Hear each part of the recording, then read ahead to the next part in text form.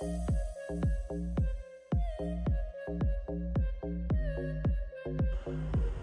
वालेकुम दोस्तों। 21वीं सदी की टेक्नोलॉजी की तरक्की की दौड़ आपके सामने है। वक्त कितनी तेज़ रफ्तारी से आगे बढ़ता जा रहा है, शायद इंसान ने कभी ऐसा सोचा भी नहीं होगा। एक वक्त था कि इंसान बैलगाड़ियों में, गधा गाड़ियों में जानवरों पर सफ़र करता था। फिर कार्स आ गई, जिन्होंने आके सफ़र को बहुत आसान और महफूज बना दिया। मोटरसाइकिल्स आ गए, बसें आ गईं। फिर वक्त ने और तरक्की की, फिर बहरी जहाज़, एरोप्लेन, तेज़ रफ्तार जहाज़ आ गए, जिन्होंने महीनों का सफ़र दिनों में और दिनों का घंटों में जो है कर दिया। हम आने वाले दिनों में तमाम टेक्नोलॉजीज़ का इंसानी ज़िंदगियों पर असरात और हमारा उन पर इन्हिसार के ऊपर मुफस्सल गुफ्तगू करेंगे।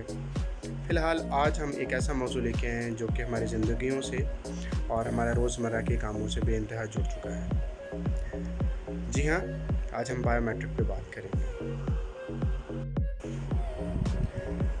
मैं हूं नुमान मंसूर और आप देख रहे हैं wisdom village. Please like, comment and share my videos, और उससे पहले सब्सक्राइब के बटन पे क्लिक ज़रूर कर दें। Thank you very much. नाजरीन, हम आज बायोमेट्रिक क्या है, कैसे काम करता है, इसकी कितनी अक़साम हैं, इसकी तारीख़ या इसकी हिस्ट्री क्या है, इन तमाम मौज़ूआत पर मुफस्सल गुफ्तगू करेंगे। बायोमेट्रिक दरअसल दो अल्फाज का मुरक्कब है, बायोस और मैट्रिक्स। दोनों यूनानी अल्फाज हैं। बायोस का मतलब है ज़िंदगी और मैट्रिक्स का मतलब है पैमाइश या कैलकुलेशंस। मजमूई तौर पर जो तर्जुमा इसका अख़ज़ किया जा सकता है वो है ज़िंदगी या ज़िंदा चीज़ों की पैमाइश।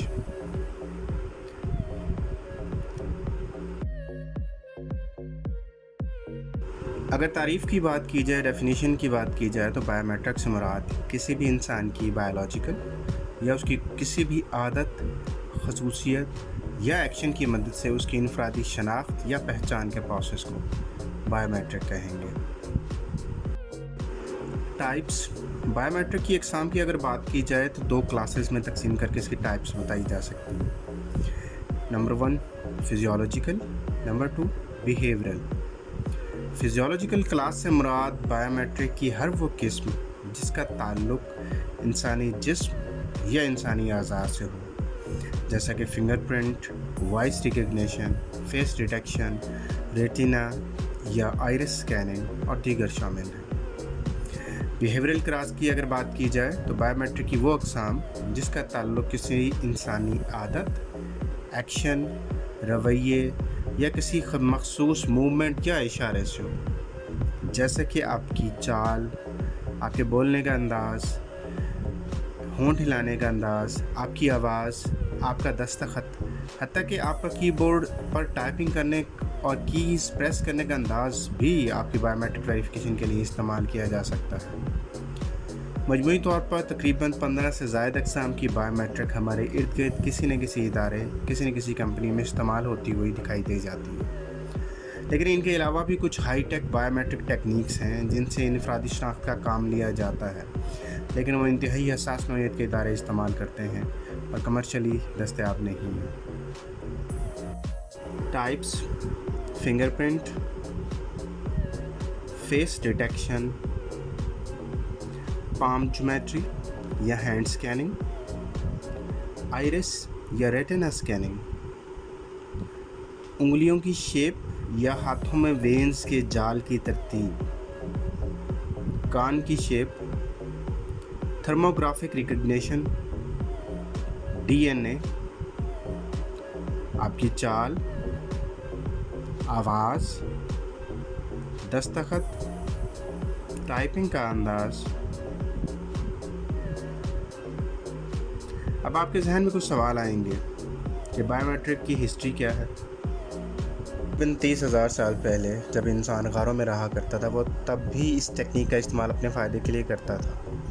स्क्रीन पर दिखाई जाने वाली तस्वीर से पता चलता है कि इंसान अपने गारों पर हक़ मलकियत दिखाने या इस गार में कितने अफराद रहते हैं ये बताने, या कितने बड़े और कितने छोटे अफराद बसते हैं, इन सब की इंफॉर्मेशन के लिए वो अपने हाथों के निशान आग की मदद से दीवारों पर बना देते थे। بعد میں یہی ٹیکنیک یونان اور مصر میں بھی دیواروں پر نقاشی کر کے تاریخ مرتب کرنے کے لیے استعمال کی گئی۔ جیسے جیسے وقت گزرتا رہا، انسان آگے بڑھتا رہا، چین میں 14ویں صدی میں بایو میٹرک کا استعمال شروع ہو چکا تھا۔ اگر کسی نے اس وقت کے شہنشاہ سے نجی ملاقات کرنا ہوتی تھی تو اس کے سیکیورٹی انچارج اس شخص کی انگلیوں کے نشان گیلی مٹی پر ثبت کر کے سنبھال لیتے تھے اور اگلی ملاقات پر آنے پر پہلے سے موجود نشانات سے میچ کیا جاتا تھا۔ اسی طرح ریاست کے والی اور منڈیوں کے سربراہوں کے شہنشاہ کے فنگر پرنٹس والی سیل یا مہر ساتھ ہوتی تھی، جس کی ایک سائڈ پر شہنشاہ کی تصویر کا عکس اور دوسری سائڈ پر اس کی انگلیوں کے نشان ہوا کرتے تھے۔ کچھ عرصہ بادشاہ کی فنگر پرنٹس والی تصاویر بطور کرنسی بھی استعمال ہوتی رہی ہے۔ چین میں ہی والدین اپنے بچوں کے ہاتھوں اور پاؤں کے نشان ان کی انفرادی پہچان کے لیے بھی استعمال کرتے تھے۔ 500 قبل از مسیح میں بابل ریاست میں بزنس ٹرانزیکشنز کو ریکارڈ کرنے کے لیے دونوں فریقین کے ہاتھوں کے نشانات ایک گیلی مٹی کی تختی پر لے لیے جاتے تھے اور بطور ایویڈنس استعمال ہوتے تھے۔ وقت گزرتا رہا، انسان ترقی کرتا رہا، شعور کی منزلیں طے کرتا رہا اور بالآخر آج 2020 میں موجود ہیں۔ آج انتہائی ایڈوانس، جدید، ایکوریٹ اور سمپل سسٹمز موجود ہیں جن کی مدد سے نہ صرف سیکیورٹی بلکہ حاضری، کاغذی کارروائی، ریکارڈ کیپنگ اور دیگر روزمرہ کے کاموں پر بہت فرق پڑا ہے۔ آئیے جاننے کی کوشش کرتے ہیں۔ جدید بایو میٹرک کی بنیاد کا سرا ہمیں 19ویں صدی سے ملتا ہے۔ جب بھی بایو میٹرک یا فورنزک سائنس کا نام آئے گا تو ایک نام ضرور احترام سے لیا جائے گا، وہ ہے الفونس برٹیلن۔ یہ ایک فرینچ اینتھروپولوجسٹ تھے جو کہ پولیس میں بطور ڈیسک کلرک بھی کام کرتے تھے۔ اپنی تحقیق کی جستجو میں انہوں نے ایسی تکنیک ڈھونڈ نکالی جس کی وجہ سے آج ہر چیز میں فورنزک تجزیہ یا انالیسس کی بات ہوتی ہے۔ انہوں نے جسمانی خطوط، بناوٹ، ہائٹ، ویٹ، جسم پہ تل، زخم، پیدائشی نشانات، ان سب کا ریکارڈ بنانا شروع کیا اور تمام مجرم جو اس وقت پولیس کی حراست میں تھے ان سب کا ایک ڈیٹا بینک بنانا شروع کر دیا، جس نے اس وقت کے پولیس کے کام کرنے اور تفتیش کا انداز بدل کر رکھ دیا۔ ان کے اس کام کو بیٹلنوج کے نام سے باقاعدہ پڑھانے جانے لگا اور اس تکنیک کا نام بھی شروع میں بیٹلنوجی ہی قرار پایا۔ الفونس برٹیلن کے بعد چارلز ڈارون کے بھتیجے سر فرانسس گیلٹن کا نام ان کی تحقیق کی وجہ سے جانا جاتا ہے۔ انہوں نے دعویٰ کیا کہ کسی بھی انسان کی انگلی کے نشانات دوسرے انسان سے نہیں ملتے۔ انہوں نے فنگر پرنٹس کی کچھ اقسام بھی بتائیں اور ان کے تحقیقی مقالے اس وقت کے جریدوں میں شائع بھی ہوتے رہے۔ ان کی تحقیق پر ایک پورا سسٹم بنایا گیا جسے گیلٹن سسٹم کہا جانے لگا۔ اس کے ذریعے کرمنلز کا ریکارڈ مرتب ہونے لگا اور دیگر دفاتر اور شعبوں میں بھی اس کا استعمال ہونے لگا۔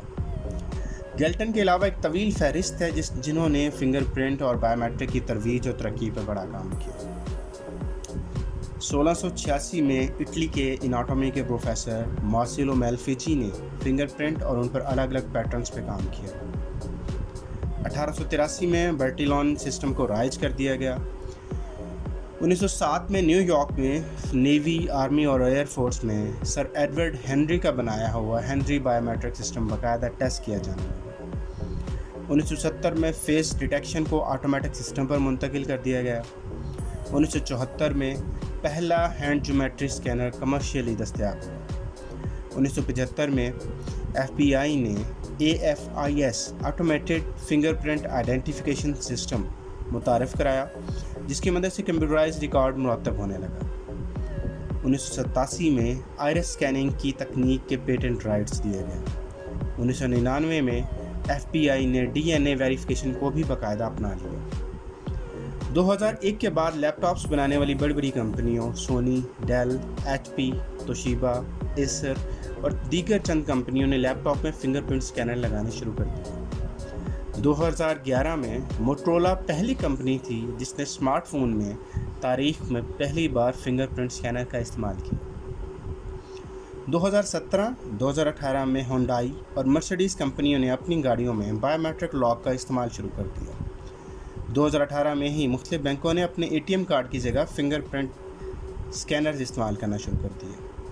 آج ٹیکنالوجی کے اس دور میں ارد گرد ہر جگہ ہمیں بایو میٹرک کا استعمال نظر آتا ہے، چاہے اٹینڈنس لگانا ہو، بینک اکاؤنٹ کھلوانا ہو، ایزی پیسہ بھیجنا یا منگانا ہو، گھر اور دفتر کی سیکیورٹی، तिजोरियाँ, कौमी शनाख्ती कार्ड बनवाना हो, पासवर्ड बनवाना हो, गर्ज हर जगह इसका इस्तेमाल होता हुआ नज़र आएगा। अगर आपको हमारी वीडियो अच्छी लगी प्लीज़ लाइक कीजिए, कमेंट कीजिए, शेयर कीजिए और सब्सक्राइब के बटन पे क्लिक कीजिए।